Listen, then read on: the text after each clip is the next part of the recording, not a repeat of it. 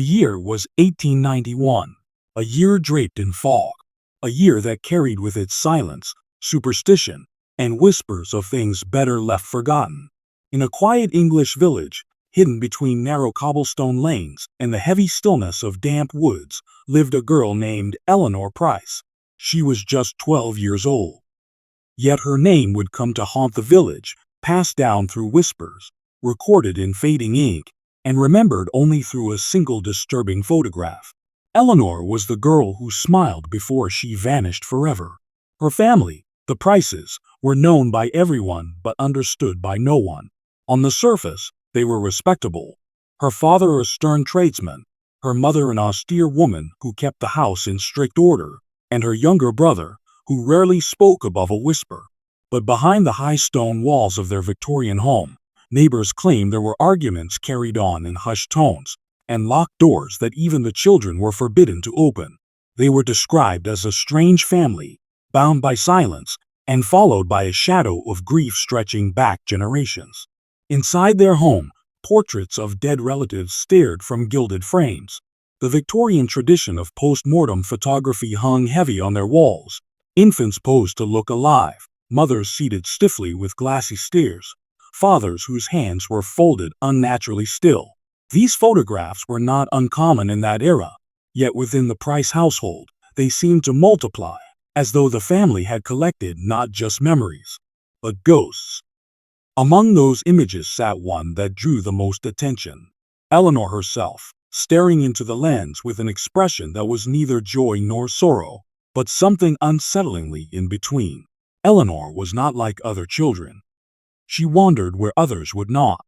She lingered in the old churchyard, tracing the names on crumbling headstones, whispering as though in conversation. Villagers claimed she wrote in a language no one could recognize, scribbling strange words into her notebook, lines of forbidden language that no priest, no scholar, could decipher. When asked, Eleanor would simply say, "It isn't mine." The words come at night. Her strange habits frightened some, fascinated others. She collected broken dolls from the village refuse, repaired them poorly, and kept them lined along her windowsill, their cracked faces staring outward at the street below. She had a fascination with death. She asked too many questions at funerals, stared too long at coffins, and once was caught sketching her own gravestone in her journal. People dismissed it as a child's imagination, but her drawings carried a precision too deliberate to ignore. Then came the summer of 1891. A family photograph was arranged. It was the last known image of Eleanor. At first glance, it appeared ordinary. A mother, a father, a boy, and a girl posed stiffly against a painted backdrop. But the longer one looks at the photograph, the more disturbing it becomes.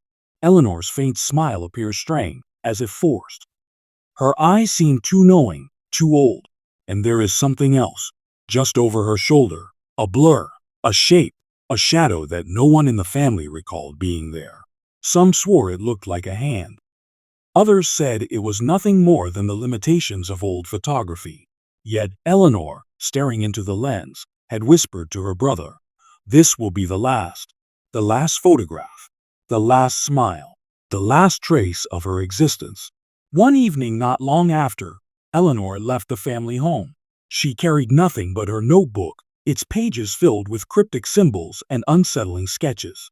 To her brother, she said simply, "I'm going to meet a friend." Who that friend was, no one ever discovered. Hours passed. Night fell, and Eleanor never came home. Her mysterious disappearance spread through the village like fire. Children were kept indoors. Doors were locked. Men carried lanterns into the woods, calling her name into the darkness. Dogs followed her scent as far as the churchyard, before it stopped cold at the crumbling gates. No footprints, no torn fabric, no sound of struggle.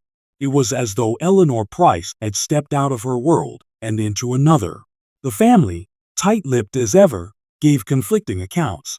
The father insisted she had run away. The mother refused to speak of it. The brother claimed Eleanor had been smiling as she left, as if she knew she was never coming back. Rumors swirled through the streets, whispers of abduction, of secret tragedies, of something darker lurking within the Price household itself. And yet, all that remained of Eleanor Price was that single disturbing image, the family portrait that still survives today.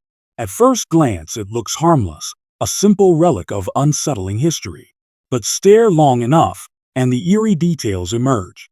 The shadow behind her, the strange curve of her smile, the emptiness in her eyes that seems to know something the rest of the family did not.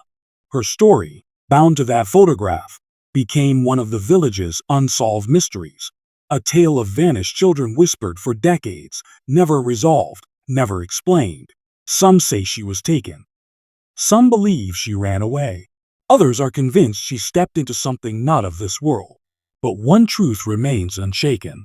In 1891, Eleanor Price disappeared, and her absence has haunted history ever since. The Price family lived at the edge of the village, in a house that seemed older than the trees surrounding it. Built of cold stone and lined with ivy that never bloomed, the home loomed like a silent sentinel. Villagers passed it quickly, avoiding eye contact with its shuttered windows. To them, it was not just a house. It was a place of whispers, a place of shadows, a place where secrets never rested. The family itself was small. Mr. Thomas Price, his wife Margaret, their son Samuel, and the vanished girl, Eleanor. On paper, they appeared respectable. Thomas worked as a trader, often traveling between towns. Margaret managed the household with rigid control, ensuring no detail was ever out of place. Samuel, the younger brother, was quiet, pale, and often kept indoors. But behind closed doors, the Prices carried with them a history that was far from ordinary, a history marked by loss, silence, and chilling secrets that stretched far back in time. Neighbors recalled the strangeness of the Prices long before Eleanor's disappearance. The family rarely attended church. They did not celebrate festivals with the other villagers. When spoken to in the street, their replies were polite yet cold. It was as though they were always watching, waiting, keeping something hidden. Their distance bred rumors, and the rumors bred fear. Some said they practiced old rituals, others whispered of forbidden languages heard through the windows at night, words that made no sense to anyone else. Inside their house, the atmosphere was stifling. Portraits lined the walls, but not portraits of the living. They collected images of the dead. In the tradition of post-mortem photography, photographs of lifeless infants and rigid-faced relatives filled the halls. Visitors described the experience as suffocating. Every hallway echoed with silent stares. The eyes in the photographs seemed to follow. Among them was Eleanor's great-aunt, a woman rumored to have gone mad, who appeared in her portrait with a twisted smile so disturbing that even the villagers spoke of it decades later. The Prices explained it away as family tradition. "We honor the dead," Thomas once said, "but honoring and obsessing are not the same." Some villagers suspected the family was cursed. Others believed they invited something darker into their home. Margaret Price, Eleanor's mother, was especially unsettling. She had a presence that made people uneasy. Her voice was sharp but controlled, and she never allowed her emotions to show. Mothers in the village whispered that she kept Eleanor on a tight leash, punishing her for wandering, scolding her for speaking to strangers, and tearing up her drawings whenever she found them. But Eleanor always drew again: shadows, figures, coffins, things a child should never dream of. Thomas Price was absent more often than he was home. His business trips became longer, and when he returned, he carried with him objects that unsettled the villagers: strange books, weathered trinkets, photographs of unfamiliar places. He was seen once carrying a small chest into the cellar, locking the door behind him. No one ever saw that chest again. Samuel, the younger brother, was the quietest of them all. His silence was unsettling, even for a child. Some villagers said he rarely blinked, and when he did speak, his words were often about Eleanor. He claimed she had friends no one else could see. When Eleanor vanished, Samuel told a neighbor. She knew it was coming. The boy said it with no fear, no sadness, only certainty. The family's reputation grew darker when details of their past began to resurface. Old records revealed that Margaret had lost 2 children before Eleanor and Samuel were born. Both infants, both dead before their first birthdays. The causes were never clear. Neighbors whispered that they had been buried without proper ceremony. In the photographs hanging in the Price home, two infants appeared, dressed in white, their faces frozen in deathly calm. Some said Eleanor would speak to those photographs at night. The villagers began to avoid the family altogether. Children crossed the street rather than walk past the Price home. Some claimed they heard weeping from the windows. Others swore they saw flickering lights late at night, moving from room to room as though someone wandered the halls with a lantern long after the family had gone to bed. But perhaps the most unsettling detail came from the servants who once worked in the house. One maid, who left abruptly and refused to return, described a locked room on the upper floor. No one was permitted to enter. The door was always bolted, even during the day. She claimed that once, while dusting the hallway, she heard movement inside, scraping, shuffling, a sound like whispering voices. Yet when she mentioned it to Margaret, the woman's face turned cold. "You did not hear anything," she said. "You will never hear it again." By the time Eleanor vanished, the family's reputation was already soaked in unease. To the villagers, it was no surprise that tragedy had found the Prices. To them, the Price home was cursed. To them, Eleanor's disappearance was not the first shadow to fall across that family, and it would not be the last. Yet what no one knew, what no one spoke aloud, was that the family portrait taken that summer, the last image of Eleanor Price, may have already carried the truth. Look closely, and you notice how Margaret's hand rests on Eleanor's shoulder, not with tenderness, but with a strange stiffness, almost as if she is holding her in place. Look at Thomas, whose eyes do not seem fixed on the camera, but elsewhere, slightly to the left, toward the shadows. And look at Samuel, whose faint smirk seems out of place, as though he knew something no child should ever know. The photograph is more than a memory. It is a map of chilling secrets, a portrait of a family that lived in silence, hid behind locked doors, and carried with them the weight of a sinister past. And when Eleanor disappeared, the whispers of the village turned sharper, darker. For the Prices were not seen as victims. They were seen as suspects. Eleanor Price was no ordinary child. Even before her disappearance in 1891, she carried with her an air of strangeness that unsettled those around her. While other children played in the fields or gathered in the square, Eleanor preferred silence, shadows, and places most would never dare to go. Her peculiar habits began early. Neighbors remembered her walking barefoot in the garden long after dusk, whispering into the darkness as if speaking to someone unseen. Some swore they heard her answering in a tone not her own, a voice that sounded older, heavier, as though it belonged to something that had lived for centuries.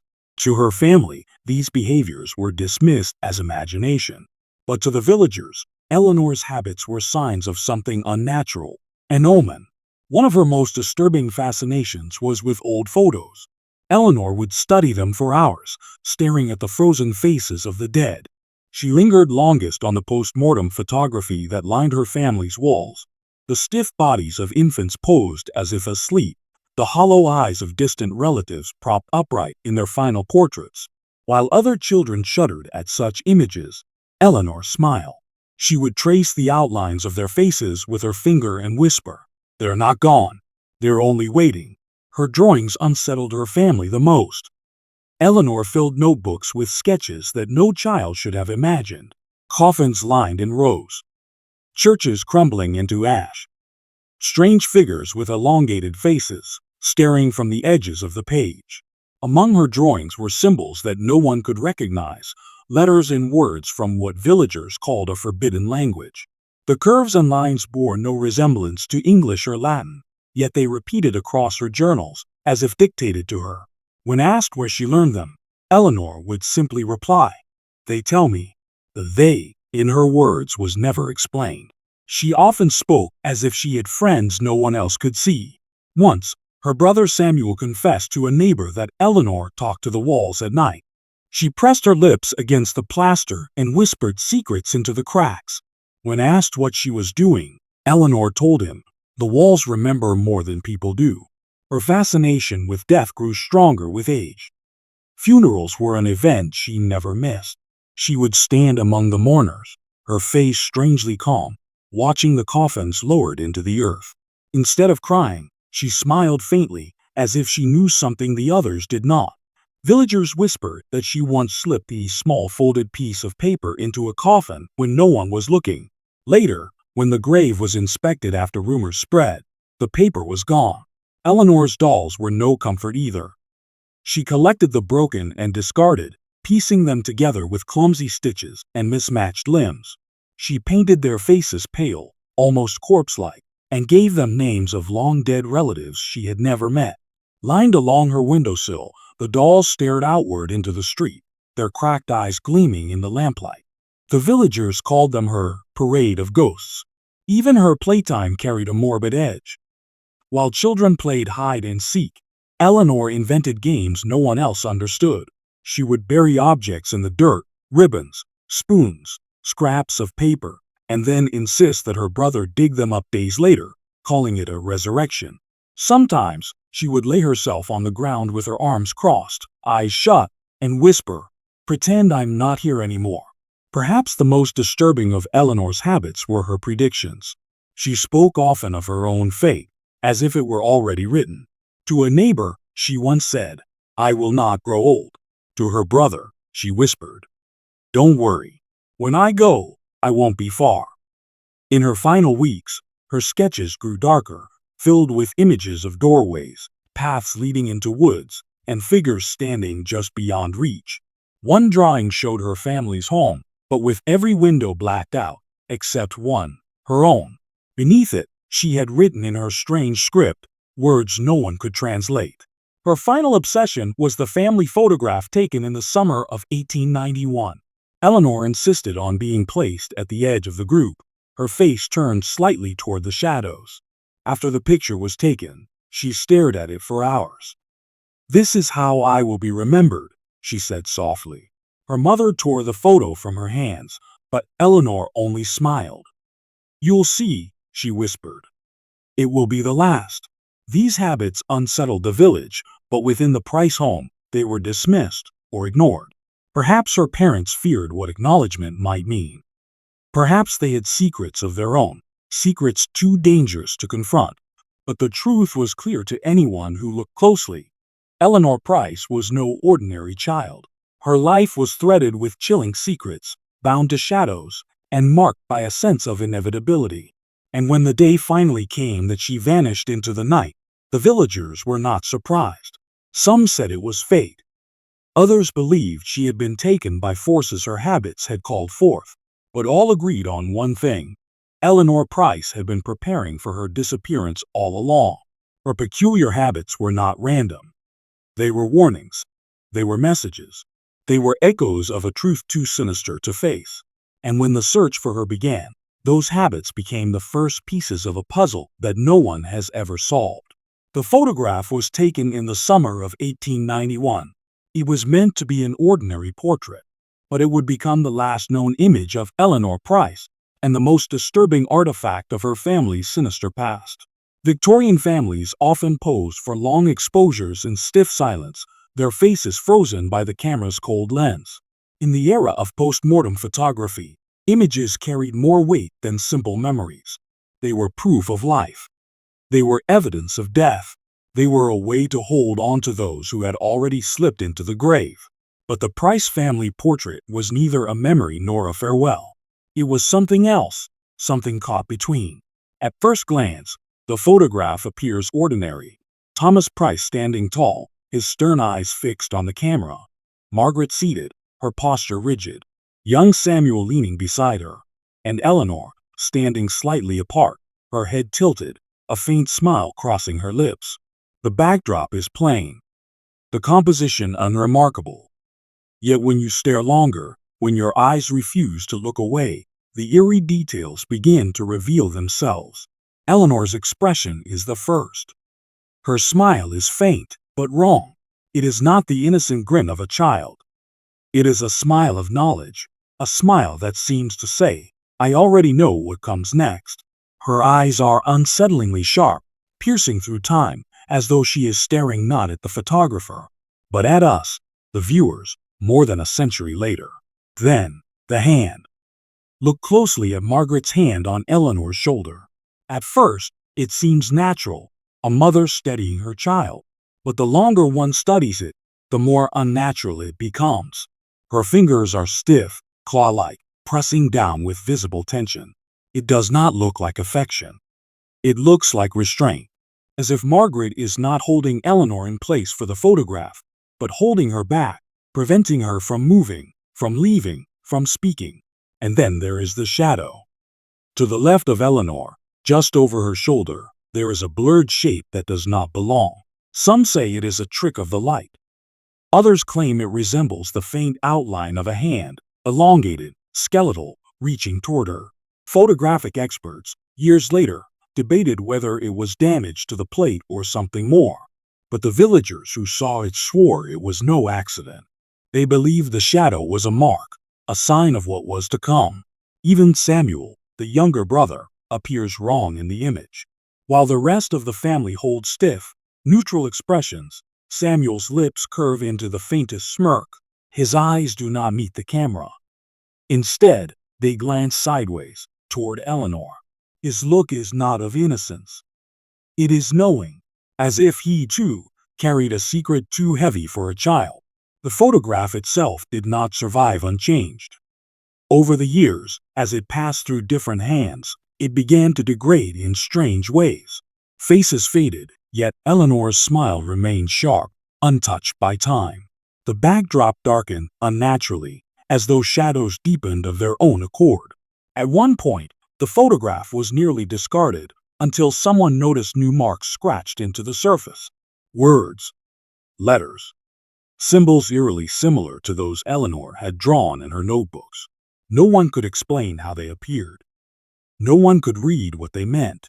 Historians now debate whether the photograph is a case of flawed development, deliberate tampering, or something beyond explanation. But for the villagers who lived through Eleanor's mysterious disappearance, it was evidence. They believed the photograph captured the exact moment the Price family's secrets leaked into the open. It was not just an image. It was a warning. One villager claimed that Eleanor herself had predicted it. On the day of the portrait, she whispered to her brother, "This will be the last." Another remembered her refusing to leave the photographer's studio, insisting the picture be taken again. But her mother denied her, pulled her into line, and forced the shutters click. Eleanor left the studio smiling faintly, whispering words in her strange, forbidden language as if sealing her own fate. The photograph became the centerpiece of the investigation after Eleanor vanished. Detectives studied it, priests prayed over it, and villagers gathered in hushed circles to examine its unsettling details. Many swore that the shadow behind Eleanor grew darker with each viewing. Some claimed her faint smile shifted when the photo was left in candlelight, as though alive. Whether illusion or curse, the image unsettled all who dared to stare. Today, the photograph is rarely shown. Hidden in private collections, shielded from public eyes, it is said to bring misfortune to those who linger on it too long. A scholar who studied it reportedly fell ill soon after. Another claimed to hear whispers in the night, a girl's voice repeating the same phrase over and over. "I told you it would be the last." The photograph is more than a relic. It is a haunting artifact of dark history, a window into the unsettling mystery of Eleanor Price, the child who smiled before she vanished. Its disturbing image has outlived its subject, carrying with it the hidden truth of a family shrouded in silence and a girl lost in time. And as the summer of 1891 turned to autumn, that smile, the faint, knowing smile in the fading photograph, was the last anyone would ever see of Eleanor Price. The night was September 17, 1891. The Price household was silent, but beneath the silence was something unnatural. Something waiting. The family had returned late from a church gathering. The air was heavy, damp with mist rolling down from the hills. Gas lamps flickered faintly along the village roads, casting trembling shadows on the cobblestones. The church bells had just struck 9 when the Prices entered their home. For the villagers, it was just another night. But within the Price household, it would be remembered as the last night Eleanor Price was ever seen. The house itself was old, with warped floorboards and narrow corridors that groaned in the dark. Inside, Margaret guided Samuel to bed. Thomas retired to his study, where piles of ledgers and unopened letters waited. Eleanor, however, did not go upstairs. She lingered by the parlor window, gazing out into the fog-covered street. Some later claimed she had been whispering again, her strange forbidden language muttered under her breath, syllables that no one recognized, words that seemed to curl the air around her. The last confirmed sighting of Eleanor was in that parlor. The maid, Clara, swore she saw the girl standing by the curtains, her small hand pressed against the glass. Eleanor turned her head slightly, gave Clara a faint smile, and whispered, "It's nearly time." Clara did not understand, but the words echoed in her mind for the rest of her life. At precisely 10 o'clock, Margaret checked on her daughter. Eleanor's room was empty. The window was open. The cold night air seeped in, carrying with it the damp smell of earth and fog. Her bed was untouched, her nightdress folded neatly on the chair. There was no sign of struggle, no trace of forced entry. It was as though Eleanor had simply dissolved into the mist. But there were clues, fragments scattered like pieces of a puzzle that refused to fit. On the desk, her notebook lay open, filled with more of her strange markings. Spirals, symbols, and letters that resembled no known alphabet. Some villagers believed they were the remnants of a forbidden language, a tongue that should never have been spoken. Others thought they were maps, guiding her to some hidden place. The final page carried only one phrase, repeated again and again: "I will not be here tomorrow." The villagers were quick to respond. By dawn, search parties scoured the surrounding woods and riverbanks. Dogs were brought in, but the animals refused to follow her trail, whimpering and pulling away.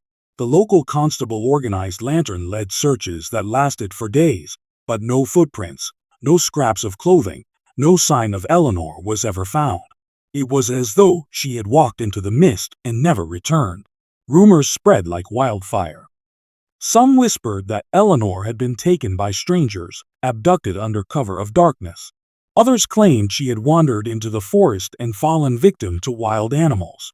But those who had seen the photograph, the one taken just weeks earlier, believed something more sinister. They said the photograph had foretold her mysterious disappearance, capturing not just her likeness, but her fate. Clara, the maid, insisted she heard noises in the house after Eleanor vanished. A faint scratching on the walls, as though small hands dragged across the wood. She claimed she saw shadows moving in the hallways, long after the lamps had been extinguished. But when Thomas questioned her, he dismissed it as hysteria. Yet Thomas himself could not explain the locked door. On the night of her disappearance, the main door to the house was bolted from within. No one could have entered or left unnoticed. And still, Eleanor was gone. Some villagers pointed suspicion at the family. They whispered that Margaret had grown resentful of her daughter's odd behavior. Others suggested Thomas, with his rigid discipline, had silenced Eleanor when she became too difficult. But there was no proof, only unsettling history and the chilling silence of a girl lost in time. More disturbing were the sightings. In the weeks following her disappearance, several villagers claimed to see Eleanor wandering the edge of the woods, always at dusk, always barefoot, her dress white, her face pale. She never spoke. She never approached. She only stood still, watching, before fading back into the mist. By the time anyone reached the spot where she stood, there was nothing. No footprints, no trace, only silence. The Price family withdrew into secrecy. Curtains drawn, doors locked. Thomas stopped attending church. Margaret became pale and gaunt, staring endlessly at the fading photograph. Samuel, once lively, grew quiet, refusing to speak of his sister. The family, once proud and prominent, became a house of whispers, a place avoided by villagers after nightfall. But the most chilling discovery came weeks later. A local boy found a small ribbon, Eleanor's ribbon, tied to the iron gate of the churchyard. Weathered, frayed, but unmistakable. Some took it as a sign she had returned. Others feared it was a warning, a message left behind. and still others whispered that the ribbon had not been tied by Eleanor at all, but by something else. Something that had claimed her. The official report closed the case as unresolved. No body. No evidence. No answers. Only a child who had smiled, whispered her final words, and vanished into history. But for those who lived in the village, the night of September 17th was never forgotten. They believed Eleanor had been taken, not by man, nor by beast, but by something darker. Something that had watched her all along, waiting for its time. And so, in the silence of that night, Eleanor Price passed into the realm of unsolved mysteries. A child who left no trace, except for whispers, shadows, and a photograph that refused to fade. The disappearance of Eleanor Price shook the village to its very core. By dawn, the whispers had already begun. By noon, every man, woman, and child knew the story. A 12-year-old girl had vanished without a trace. The search began immediately, but what was discovered in those first days was far stranger than anyone expected. Thomas Price, desperate and rigid, demanded the constable lead the search parties. Lanterns were lit, dogs were brought in, and villagers combed the forests, the riverbanks, even the abandoned quarries. But something was wrong from the very beginning. The dogs refused to follow her scent. They whined, growled, and pulled at their leashes, as though an unseen force blocked their path. Even when coaxed, they refused to step into the woods where Eleanor was believed to have gone. The villagers pressed on. The forest was thick with fog, the trees twisting like blackened skeletons. By the light of the lanterns, the searchers found odd signs, scratches on the bark, almost as though small hands had clawed desperately at the wood. The marks were too low to have been made by adults, too deliberate to be random. Some said they were simply the scratches of animals. Others believed Eleanor had left them, trying to guide someone toward her. And then came the notebook. It was found half buried at the edge of the woods, its cover soaked with dew, the pages warped and torn. Inside were Eleanor's writings, symbols and scribbles in that same forbidden language. Some were spirals, drawn over and over until the paper nearly tore. Others were symbols no one could recognize. But what unsettled everyone most was the final entry. Words written in shaky lines, as though Eleanor's hand trembled as she wrote them. "Do not follow me. It waits for you too."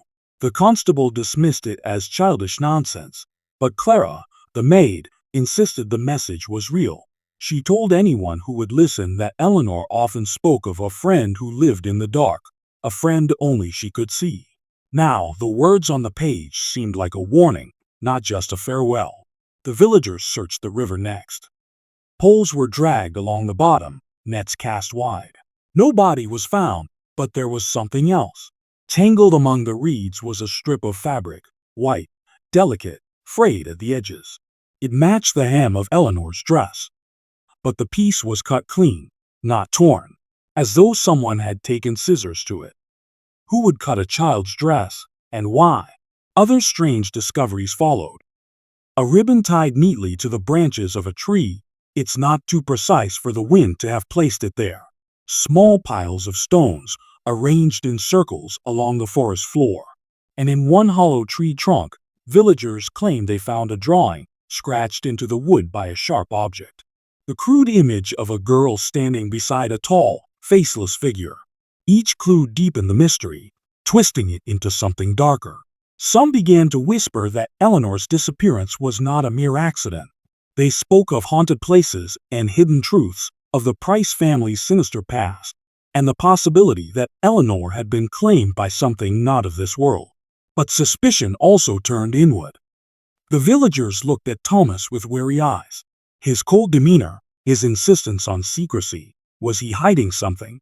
Margaret, pale and broken, clutched Eleanor's photograph as though her very soul had drained into it. Samuel, silent and withdrawn, refused to speak at all.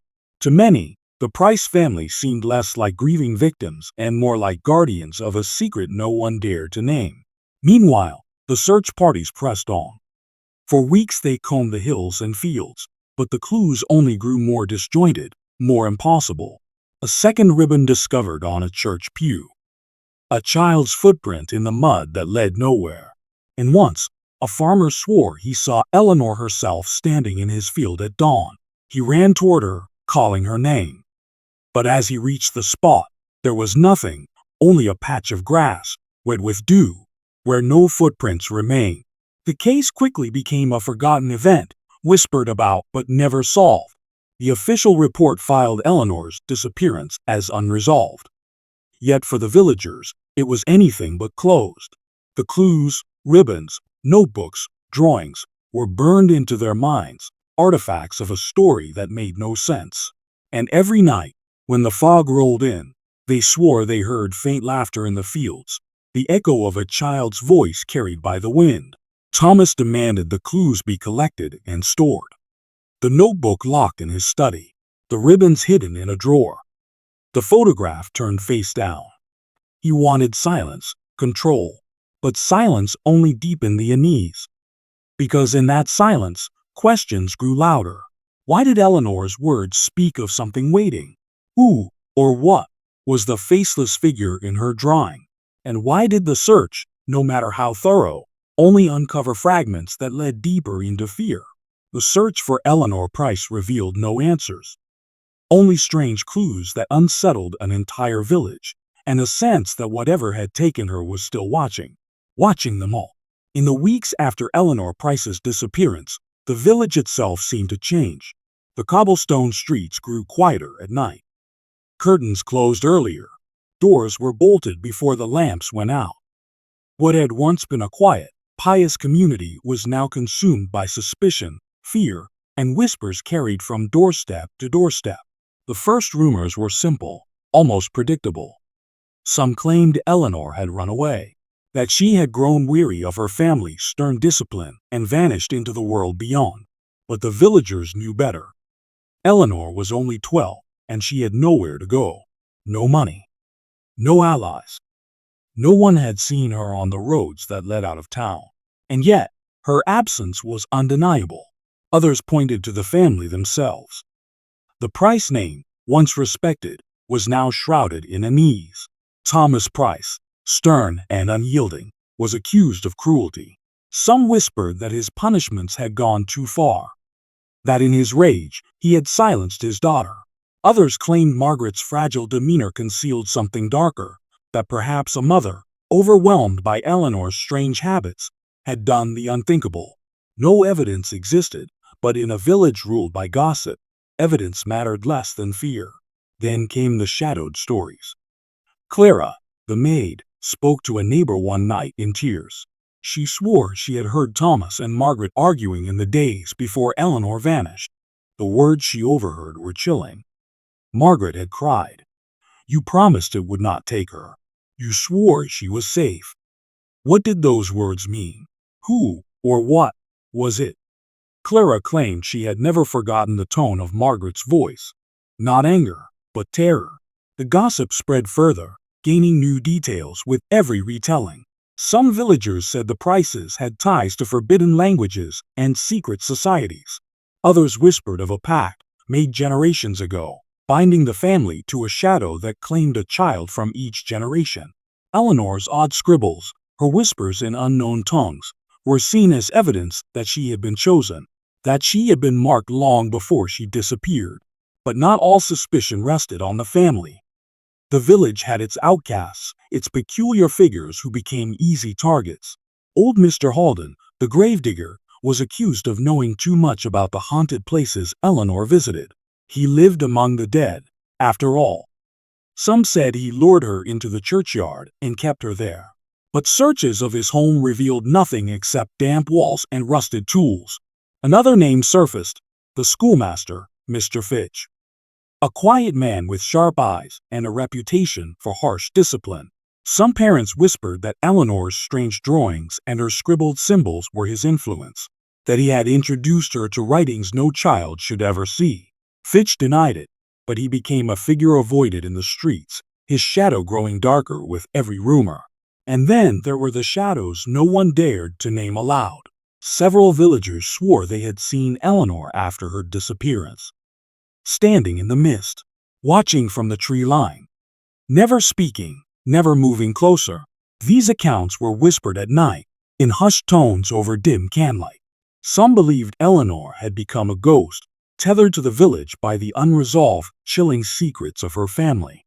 Others claimed it was not Eleanor at all, but something that wore her face, something that mimicked her form to lure the living into the dark. Suspicion turned neighbor against neighbor. A knock at the door in the dead of night became reason for fear. A shadow lingering too long by the well was cause for suspicion. Families grew paranoid, convinced the Price tragedy was not isolated but a curse, spreading silently through their community. Meanwhile, Thomas Price locked himself away in his study. The villagers said they could hear scratching at odd hours, as though he dragged a pen across paper again and again. Some claimed he was translating Eleanor's notebook, trying to unravel her hidden truths. Margaret, pale and sickly, stopped attending church altogether. She wandered the halls of their home at night, clutching the fading photograph, whispering Eleanor's name over and over. Samuel, silent and withdrawn, became a shadow himself, avoiding the villagers' eyes, shrinking further into his own silence. The whispers grew bolder. The Prices are cursed. The family knows more than they admit. The child did not vanish, she was taken, because of them. Fear became suspicion. Suspicion turned to anger. Stones were thrown at the Price gate one night. Children dared each other to run past the house, swearing they heard weeping through the walls. The family, once respected, was now marked. Their grief was seen not as suffering, but as guilt. Yet through all the rumors, all the accusations, one fact remained. Eleanor was gone. No grave, no body, no answers. Only shadows. Only whispers. And perhaps that was the most terrifying part. Not the possibility that someone had harmed her, but that no one had. That Eleanor had stepped willingly into the night, following a voice only she could hear. That her disappearance was not the crime of man, but the work of something else, something unseen. Something that waited in the fog. The village was divided. Some searched for culprits among themselves. Others avoided the subject entirely, terrified that speaking Eleanor's name would invite her fate upon them. But all agreed on one thing. This was no ordinary disappearance. This was an unsettling history, a story of shadows creeping into the lives of the living, leaving behind only suspicion, fear, and silence. And so the Price family, already broken, became isolated, surrounded not by compassion, but by eyes filled with doubt and mouths filled with venom. Every rumor added weight to their grief, until it was no longer clear whether Eleanor had been taken by the darkness outside, or the darkness within. In the months that followed Eleanor Price's disappearance, the village did not heal. It rotted, like an old wound left open, festering beneath the bandages of silence. The longer she remained missing, the stronger the sense that something unnatural had taken root. Eleanor was gone, yes, but her absence left behind a presence that could be felt in every corner of the village. The first signs were small. A flicker of gas lamps outside the Price home, footsteps in empty hallways, doors creaking open in the middle of the night. Margaret Price swore she heard her daughter's laughter echoing faintly through the upstairs corridors, soft, playful, but wrong, too distant, as if carried on a wind from somewhere else. Thomas dismissed her claims, but his hollow eyes betrayed his own sleepless nights. He too had heard noises in the dark. Scratches against the window panes, whispers crawling through the walls. Clara, the maid, left within weeks. She claimed the house had become unbearable. One night she woke to the sound of weeping in the parlor. When she entered, the room was empty, save for Eleanor's ribbon, lying neatly on the chair where no one had placed it. Clara fled the house the very next day, refusing to return. The villagers soon began to whisper of hauntings. At dusk, some swore they saw a pale figure near the woods, a small girl in a white dress, watching silently. Farmers reported hearing humming in their fields after dark, the faint sound of a lullaby that froze their blood. The church sexton, locking the doors one evening, said he felt a hand brush against his sleeve, but when he turned, no one was there. And then there were the photographs. Several families claimed strange distortions appeared when portraits were developed. Faint outlines of a child, a hand where no hand should be, eyes in the shadows behind them. The village photographer, unnerved, destroyed several plates, declaring he would no longer take commissions after nightfall. But one image survived, a family portrait from Christmas of 1891. At first glance, it seemed ordinary. A mother, father, and two children. But in the far left corner, barely visible, was the faint outline of a third figure. A small girl, blurred, but unmistakable. Her face carried the same strange smile Eleanor had been known for. The family swore no one else had been present that night. Whispers spread quickly. Some said Eleanor's spirit had become trapped between worlds. Others claimed she had not died at all, that she wandered among them, slipping in and out of sight, her presence etched into glass and paper. A few whispered darker theories, that she had become something else, no longer child, no longer human, but a shadow that fed on memory and fear. Inside the Price household, the haunting deepened. Samuel, once silent, began to speak again, but only in whispers. He claimed Eleanor visited him at night, that she stood at the foot of his bed, smiling, telling him secrets in her forbidden tongue. When Thomas confronted him, Samuel only repeated one phrase, "She wants me to come with her." Margaret deteriorated rapidly. She wandered through the house clutching Eleanor's photograph, muttering prayers under her breath. Neighbors claimed they heard her outside at midnight, calling her daughter's name into the fog. One bitter evening, she collapsed near the gate, clutching the ribbon Eleanor once wore. She was carried back inside, delirious, whispering, "She's not gone. She's waiting." Even Thomas, the man of reason, could not escape. Locked in his study, he pored over Eleanor's notebook, tracing the strange symbols again and again. He believed they contained a message, perhaps a key to her return. But what he found only drove him deeper into obsession. He wrote letters to scholars in London, asking if they recognized the markings. Few replied. Those who did told him the symbols resembled no known script, but they carried the cadence of invocation, of ritual. One scholar wrote a single line before refusing further correspondence. "This is not the language of the living." By winter, the village avoided the Price home entirely. Its windows glowed faintly at night, though no candles were lit. Shadows were seen moving inside even when the family slept. And always, there was the sound of laughter, soft, fleeting, but inescapable. The haunting spread beyond the house. Children whispered of seeing Eleanor near the schoolyard, her hair damp, her eyes hollow. Farmers claimed their animals grew restless near the churchyard gates, staring at something unseen. And one villager swore he encountered her directly. Walking home one foggy evening, he saw a girl ahead on the path. He called out, believing she was lost. She turned, smiled, and then, without a sound, vanished into the mist. The disappearance had become more than an unsolved case. It was now a curse, a lingering wound that seeped into photographs, dreams, and shadows. Eleanor Price had not simply vanished, she had transformed. Into a whisper, into a presence, into something that belonged neither to the living nor the dead.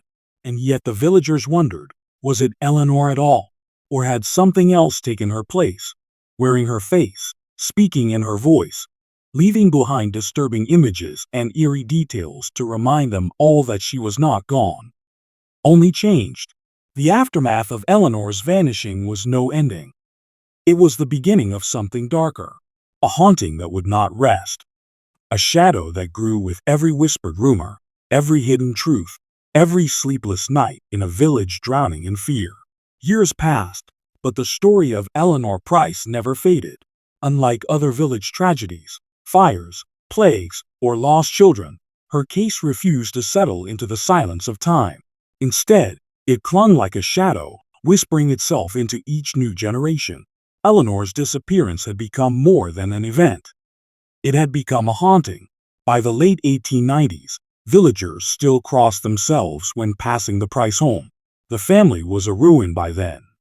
Margaret, fragile and haunted, wasted away and died within a few years.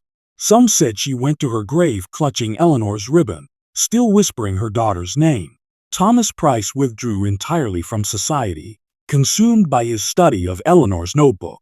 His final letters to a London scholar spoke of progress, of decoding the words of the unseen, but then abruptly stopped. When neighbors finally entered his study after his death, they found only the notebook, pages now filled with his own frantic symbols layered over Eleanor's. His last note read simply, "She is closer now." Samuel Price survived, but only barely. He grew into a man who seldom spoke, carrying with him a silence that unnerved those around him. On his deathbed, decades later, he was heard whispering the same phrase Eleanor had written, "Do not follow me." His last breath carried her words, as though the boundary between their voices had never truly existed. But the mystery of Eleanor did not die with the family. The house remained, and so did the stories. Villagers claimed they still saw her in the windows, a pale girl watching from behind the curtains. At first, the sightings were dismissed as imagination. Yet too many spoke of the same details: the faint smile, the ribbon in her hair, the eyes that did not blink. By the turn of the century, the story of Eleanor Price had taken root beyond the village. Travelers, drawn by the rumors of a mysterious disappearance, came to see the house for themselves. Some brought cameras, hoping to capture proof. And many did. Photographs emerged showing more than brick and wood, blurred outlines, faces in the glass, disturbing smudges shaped like small hands pressed against the window panes. The old photograph of Eleanor herself, the one taken just weeks before she vanished, became infamous. As it aged, it seemed to change. At first, it was just a fading print, Eleanor's smile soft and innocent. But over time, those who studied it swore new details emerged. Shadows deepened. A faint figure appeared behind her shoulder. Some said the photograph grew colder to the touch, as though it carried the chill of the grave. It became not just an image, but a relic, proof of a sinister past that refused to rest. Historians tried to unravel the case, piecing together fragments of testimony, family records, and the strange symbols in Eleanor's notebook. But every lead dissolved into uncertainty. The notebook's language remained untranslatable, dismissed by some as childish nonsense, but feared by others as the forbidden language of something not human. The search for truth always circled back to the same chilling conclusion. No matter how deeply they dug, Eleanor's story resisted resolution. The legend spread. Children dared each other to recite her name 3 times near the Price home, swearing she would appear in the mist. Locals avoided the woods where her ribbon had been found, calling it cursed ground. Families passed down the tale as a warning: do not wander into the fog at night, or Eleanor Price will take you too. Even in modern times, strange stories persisted. Visitors claimed to feel watched while standing near the ruins of the Price house. Some reported capturing faint voices on tape, whispers saying, "It waits," or "Come with me." Photographers claimed their equipment malfunctioned, lens fogging instantly when pointed at the windows. Paranormal investigators left with scratches on their arms, small and shallow, as though made by a child's hand. Eleanor Price had become more than a girl who vanished in 1891. She had become a dark history, a forgotten event that refused to stay buried. Her story lingered not because it was remembered, but because it demanded to be remembered. Because every photograph, every whisper, every shadow carried her presence forward into the next century. And that is the unsettling truth. Some mysteries die with time. Eleanor's did not. Her absence became her presence. Her silence became her voice. Her vanishing became her eternal return. The villagers used to say, "She is still here." And in a way, perhaps she is. Not flesh, not bone, but something else. Something that slips between memory and nightmare. Something that ensures the name Eleanor Price will never truly fade.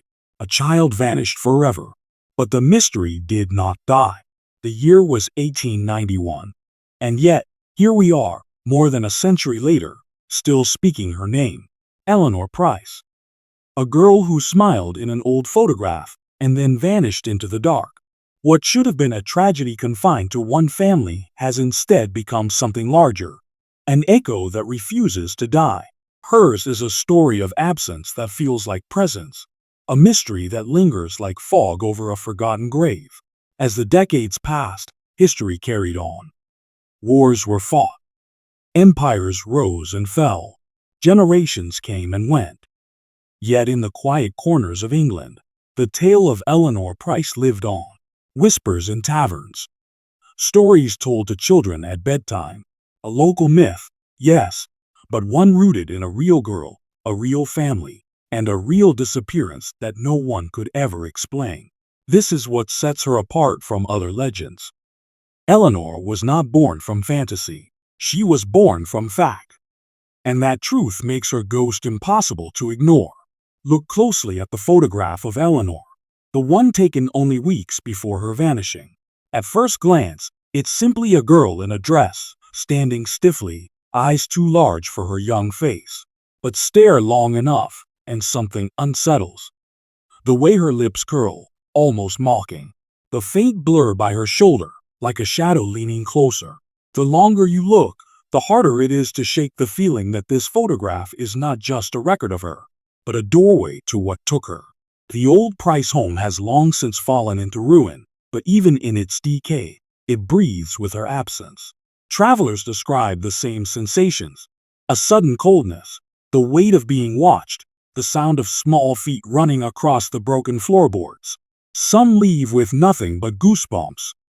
Others leave with photographs marred by streaks of light, faces where none should be, hands pressed against glass that no longer exists. Disturbing images that should not exist in the age of reason. And then there is the notebook. Eleanor's symbols remain unbroken, their meanings still hidden.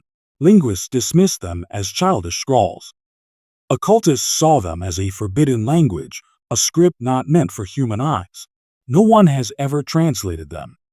No one has ever dared to finish the work Thomas Price began before his death. Perhaps it is better that way. Perhaps the notebook is not meant to be solved. Perhaps it was not written for us. The family left behind more than grief. They left questions. Samuel's final words, echoing his sister's warning, "Do not follow me." A chilling message that sounds less like despair and more like prophecy. What did Eleanor see in the days before she vanished? What did she hear in the silence of the woods? And where, exactly, did she go? There are those who believe Eleanor never left at all, that she walks between worlds, tethered by the photograph, the notebook, the memories. A girl lost in time, waiting in the shadows, neither alive nor dead.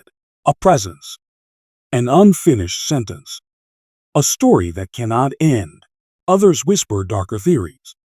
That the Prices were marked long before Eleanor's birth, that something ancient haunted their bloodline, waiting for the weakest thread to pull loose. Eleanor, fragile and peculiar, became that thread. And when it snapped, something pulled her away, something that was never human.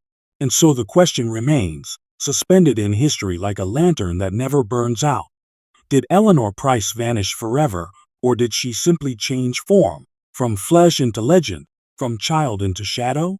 The unsettling truth is this: some mysteries are not meant to be solved. Some are meant to be carried, generation to generation, as warnings. Eleanor Price is not just a child who disappeared in 1891. She is a reminder that history is not only built on facts and dates, but on silences, shadows, and things we cannot name. Perhaps that is why her story lingers. Because every photograph holds more than an image. Because every family hides more than they admit. Because every village has its secrets buried beneath the soil. And somewhere, in the space between light and darkness, between the past and the present, Eleanor Price waits, watching, listening, smiling faintly, as she always did. She was the girl who vanished forever, and yet she was never truly gone. Now, as the screen fades to black, remember this: sometimes the most haunting ghosts are not those we see, but those we cannot explain. Eleanor Price is one of them.